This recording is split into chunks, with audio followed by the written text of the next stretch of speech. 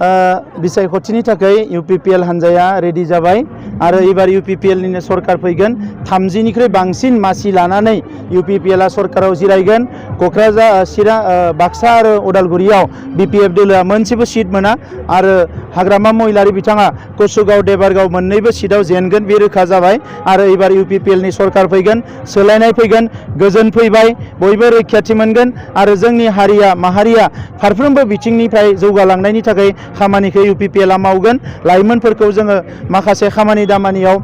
मुखुब खालामनायनि थाखाय जोङो सानदों जोंनि हारिनि माखासे आबादारिफोरखौ जोङो जौगाहोनायनि खोथाखौ सानदों आइजोफोरनि जौगानायनि खोथाखौ सानदों गासैबो बिथिंनिफ्राय हारिखौ जौगालांनायनि थाखाय गोख्रों खामानि मावगोन UPPL हान्जाया नाथाय बिसायख'थिखौ लानानै गोबां दाङाबाजि जाबाय थानायखौ नुदों बुख्ला-बुख्लि बियो BPF नि मोनसे आखल थांनाय 17 बोसोराव BPF आ जौ बेदर जाहोनाय आरो सिगिनाय आरो नांलाय खमलाय खालामनाय बुलायनाय बिनि बादै जेबो खालामाखै ओंखायनो रायजो राजाफ्रा BPF खौ गाज्रि मोनदों आरो एबार BPF खौ बिदाय होगोन रायजोफ्रा।